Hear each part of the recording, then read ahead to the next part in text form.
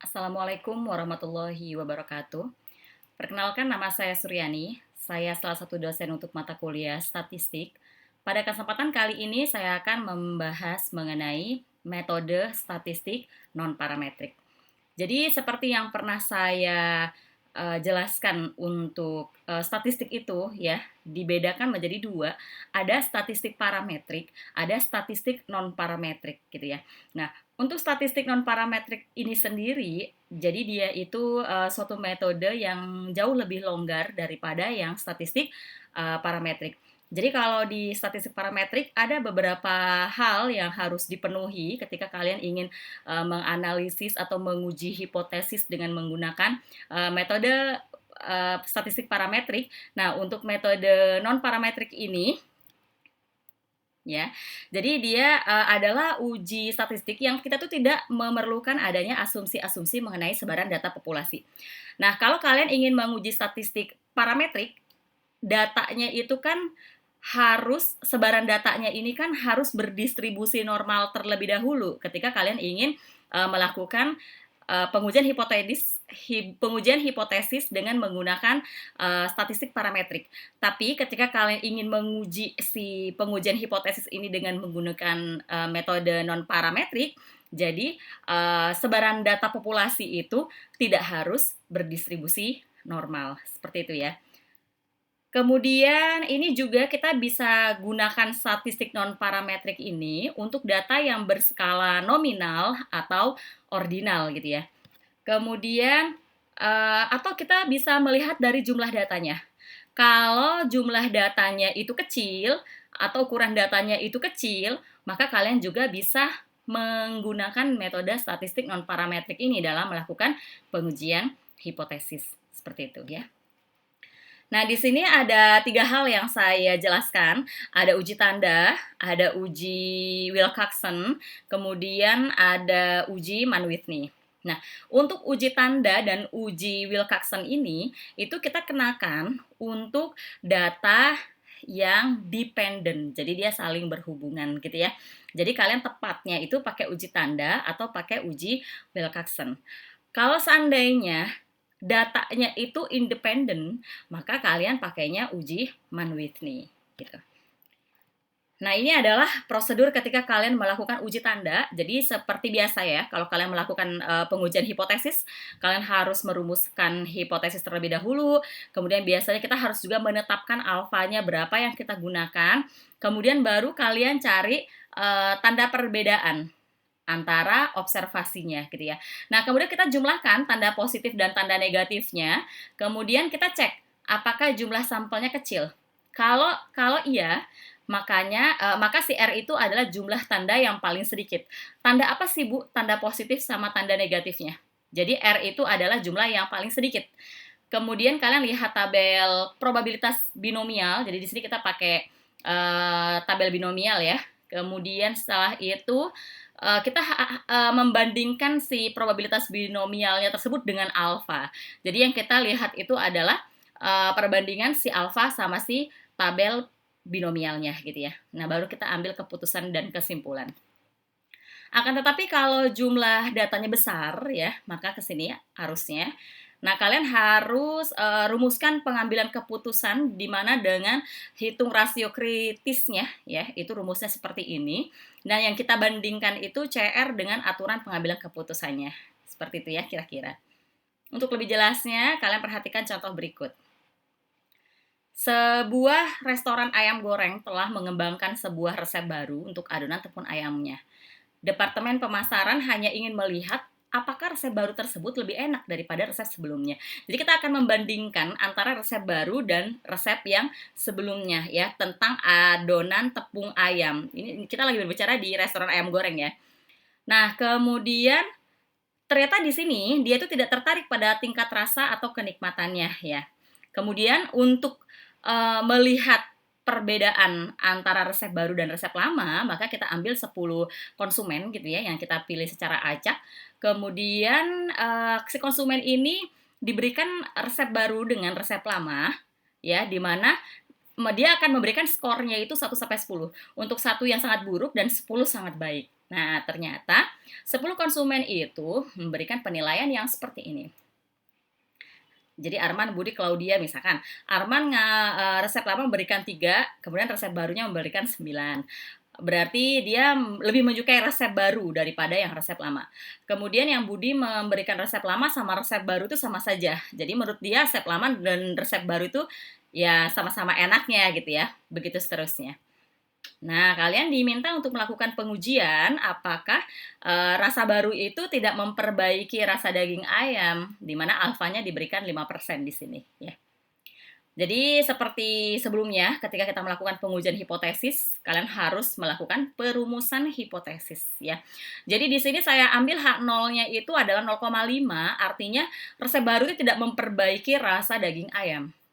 Atau ketika dia H alternatifnya P lebih besar dari 0,5, berarti resep baru itu memperbaiki rasa daging ayam gitu ya.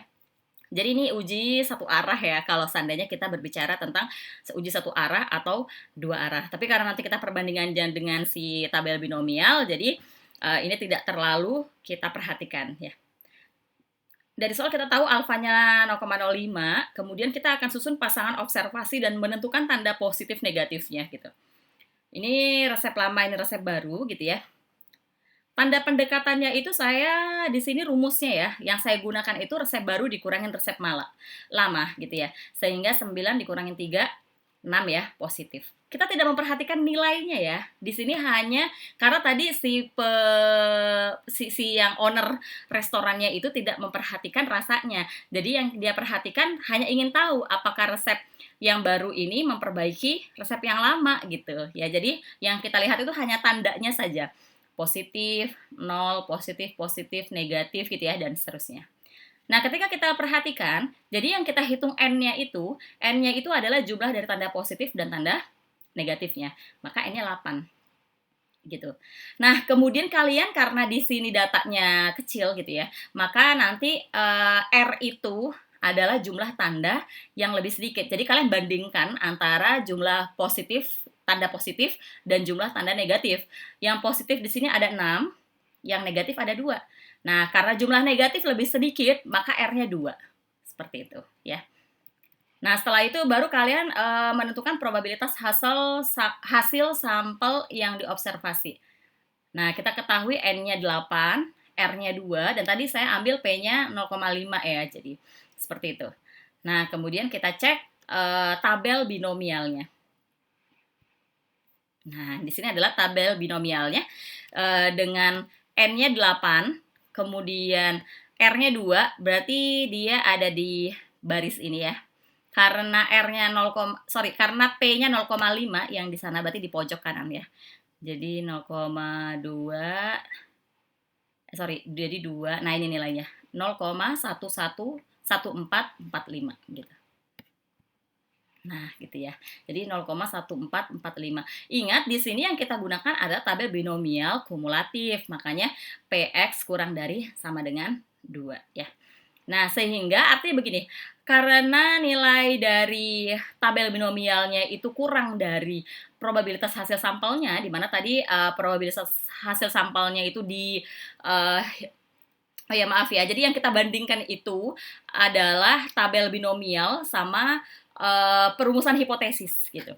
Karena tadi perumusan hipotesisnya saya ambil H0-nya itu 0,5, maka kita bandingkan dengan 0,5. Nah, ternyata dia nilainya kurang dari. Kalau kurang dari ditolak. Kalau lebih dari dia diterima. Artinya, karena H0-nya ditolak, berarti adonan resep baru ini memperbaiki rasa daging ayam. Seperti itu keputusannya. Ya, jadi artinya si pihak restoran ini harus mengganti resep yang lama dengan resep yang baru, ya. Kemudian selanjutnya adalah uji peringkat bertanda Wilcoxon. Nah, kalau ini bedanya dengan uji tanda, dia memperhatikan si konsumen ini memberikan nilainya berapa. Kalau tadi kan yang kita perhatikan hanya tanda positif negatifnya. Nah, di sini itu dia memperhatikan positif berapa, negatif berapa. Nah, itu bedanya uji tanda dengan uji peringkat bertanda Wilcoxon. Jadi kalian harus tahu ini lebih tepat menggunakan uji tanda atau uji peringkat bertanda Wilcoxon ya. prosedur pengujian hipotesisnya sama persis, kalian melakukan perumusan hipotesis, kemudian susun pasangan datanya, susun peringkatnya. Nah, ini ada peringkatnya ya. Kemudian jumlahkan tanda positif negatif, lihat T-tabel, jadi ini ada T-tabel tersendiri. Kemudian tetapkan T hitung. Kalau nilai T hitung kurang dari T-tabel, maka tolak hipotesis 0. Kalau dia lebih dari, maka terima hipotesis 0 gitu ya. Nah, ini saya tetap menggunakan contoh 1, tapi di sini dia si pihak restoran ini memperhatikan sebaik apa atau seburuk apa gitu ya. Jadi nilainya diperhatikan. Di sini alfanya saya gunakan 1% ya. Nah, yang pertama perumusan hipotesisnya resep baru dan lama sama nikmatnya, jadi sama aja gitu ya. Kemudian yang H alternatifnya resep barunya ternyata lebih nikmat gitu ya. Dari soal kita tahu alfanya 1%. Nah, di sini cara menyusun tabelnya ada peringkatnya gitu ya. Jadi yang pertama perbedaannya itu ditulis ya. Di sini 6, 0, 3. Nah, hati-hati ya. Ini ingat ya tadi resep baru dikurangin resep lama. Jadi 9 kurangi 3 6 kurangi 3 3. Ini harusnya tuh minus ya. Ini harusnya minus. Sorry, ini positif. Yang ini yang minus ya. Nah, makanya nanti ketika peringkat bertandanya untuk yang positif positif, yang negatif negatif gitu. Ya, kalau di sini perbedaannya seolah-olah dia kayak selisih, makanya nilainya selalu positif. Nah, untuk peringkatnya itu dimulai dari nilai terkecil dengan mengabaikan 0. Jadi yang 0 itu tidak kalian perhatikan gitu ya. Jadi di sini 1, kita perhatikan lagi, yang paling kecil kan 1 ya. Kemudian 2. 2-nya ternyata ada 2. Nah, kalau 2-nya ada 2, 2-nya ada 2. Iya, betul ya. Jadi ini 2, ada 2. Jadi kalian itu harusnya kan ini 2 sama 2 ini menjadi peringkat 2 dan 3 gitu ya. Tapi karena dia nilainya sama, setara, makanya peringkatnya kamu jumlahin di rata-rata. Jadi ini kan posisi ini dan ini, itu kan harusnya peringkat 2 dan 3. Tapi karena dia sama persis nilainya, berarti kan harusnya peringkatnya sama. Makanya peringkatnya yang harusnya 2 dan 3 itu kalian rata-rata. 2 tambah 3, 5, kalian bagi 2. Karena tadi 2-nya ada 2. Nah, makanya di sini peringkatnya itu 2,5 sama 2,5. Bisa dipahamin ya. Ini tadi peringkat 2 dan 3. Kemudian 3. 3-nya ada 2. Ini harusnya peringkat 4 sama 5 ya. Nah, makanya di rata-rata 4 sama 5. 4 tambah 5, 9 bagi 2, 4,5. Gitu. Begitu seterusnya. Jadi kalau misalkan ada perbedaan yang sama, maka peringkat yang seharusnya punya mereka itu kalian rata-ratakan gitu. Nah, baru di sini kalian perhatikan tandanya. Jumlahkan tanda positif, jumlahkan tanda negatif gitu ya. Nah, N-nya adalah 8. Kalau kita perhatikan, ya tanda positifnya itu nilainya adalah 25,5, yang tanda negatifnya nilainya adalah 10,5. Nah, maka T hitungnya itu ambil yang nilainya paling kecil. Jadi T hitungnya adalah 10,5. Nah, seperti itu. Ya. Kemudian kalian hitung T-tabelnya. Nah, hitung T-tabelnya itu menggunakan tabel T-nya ini sendiri. Dia punya tabel sendiri untuk uji peringkat bertanda Wilcoxon ini ya. Ini satu arah karena tadi H alternatifnya lebih nikmat gitu ya. Berarti itu saya asumsikan dia satu arah ya. Alfanya 0,01, E-nya 8 dan dia pengujian satu arah. 0,1 satu arah ya ini ya. Kemudian dia E-nya 8. Nah, nilai T-tabelnya adalah 1 ya.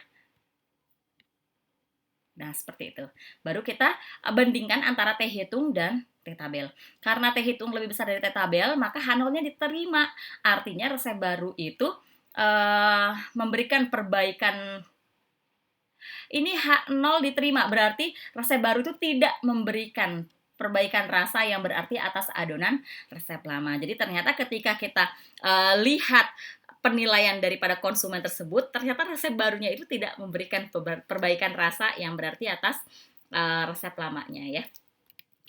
Dan ini yang terakhir adalah uji Mann-Whitney. Nah, uji Mann-Whitney ini kita kenakan untuk data yang saling independen ya. Kalau tadi kan dependen ya, yang ini untuk yang independen. Nah, ini pengujian hipotesisnya, prosedurnya seperti ini. Nah, nanti di sini dia pakainya U-hitung. Nah, U-hitung sama U-tabel. Dia punya U-tabel tersendiri ya. Dengan kriteria pengambilan keputusannya, kalau U-hitung kurang dari kalau U-hitung kurang dari U-tabel, maka dia hipotesis nolnya ditolak ya. Dimana U-hitungnya itu rumusnya ada dua, ada rumus 1 dan rumus 2 ya. Memang ada dua Bu ya. Kemudian kalian bandingkan antara rumus 1 dan rumus 2, nilai yang terkecil itu adalah U-hitungnya gitu ya. Kemudian untuk lebih jelasnya saya ambil contoh 3 gitu ya. Di mana di sini kepala biro suatu sekolah itu dia menghimpun data biografis mengenai alumni yang tamat 10 tahun yang lalu. Kemudian dia tuh ingin tahu untuk mereka-mereka yang berkonsentrasi di bidang pemasaran, apakah berpenghasilkan lebih besar daripada mereka yang berkonsentrasi di bidang manajemen keuangan. Nah, kalian diminta untuk menguji hipotesisnya dengan alfanya 5% gitu ya. Nah, ini adalah datanya. Jadi untuk ada pemasaran ya, ada alumni dari pemasaran, kemudian ada yang dari keuangan juga. Yang dari pemasaran itu diambil 8 orang, yang dari keuangan diambil 12 orang. Jadi tidak harus sama ya. Jadi bebas, nggak harus sama ini karena dia memang independen ya, sendiri-sendiri. Kemudian ini pendapatan mereka dalam dolar. Nah, seperti itu. Nah, karena ini datanya independen, maka ujian tepat itu adalah uji Mann-Whitney ya. Nah, ini adalah perumusan hipotesisnya, di mana dia satu arah ya, karena lebih besar dari. Nah, alfanya 5%, kemudian kita tentukan peringkatnya. Nah, cara menentukan peringkatnya itu sebenarnya mirip dengan uji peringkat bertanda Wilcoxon sebelumnya.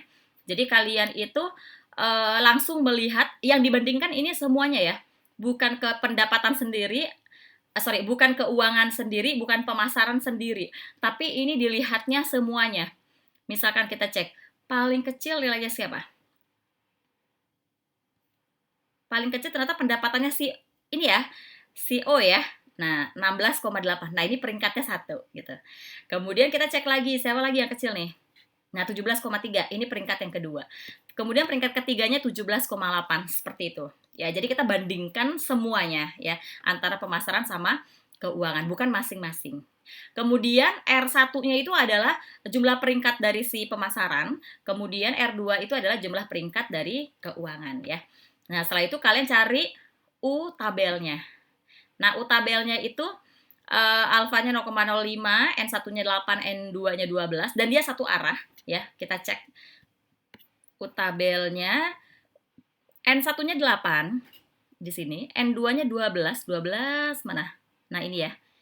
Kemudian ini 26 benar karena tadi kita punya alfanya 0,05 dan kita pengujian satu arah ya, seperti itu. Berarti betul ya. U tabelnya adalah 26. Nah, yang di sini. Nah, seperti itu. Kemudian baru kalian menghitung U-hitung. Nah, U-hitung itu tadi kan rumusnya ada dua ya. Rumus 1 itu untuk yang U1, rumus 2 itu untuk yang U2. Yang kita ambil U-hitungnya itu nilainya yang lebih kecil gitu. Berarti U-hitungnya adalah 40,5. Nah, seperti itu. Baru kalian bandingkan antara U-hitung dan U-tabel. Ternyata U-hitungnya lebih besar dari U-tabel. Kalau dia lebih besar dari, maka H0-nya diterima. Artinya H0-nya diterima ya. Tidak ada perbedaan gaji ya dari kedua bidang konsentrasi, mau dia bekerja di pemasaran atau mereka bekerja di konsentrasi keuangan. Oke, demikian apa yang dapat saya sampaikan pada kesempatan kali ini. Jika masih ada hal-hal yang belum kalian pahamin, silakan kalian diskusikan dengan dosen masing-masing. Sekian dari saya, semoga bermanfaat. Good luck untuk kalian semuanya. Wassalamualaikum warahmatullahi wabarakatuh.